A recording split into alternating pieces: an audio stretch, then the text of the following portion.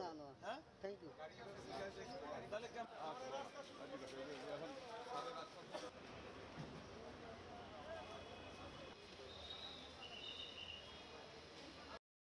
2002 মডেলের এবং 3 মডেলের মিলায়া 13,000 গাড়ি। তার থেকে আগে 2002 মডেল ভাঙ্গা শেষ হয়ে গেছে, এখন 3 মডেলের কার্যক্রম চলতেছে।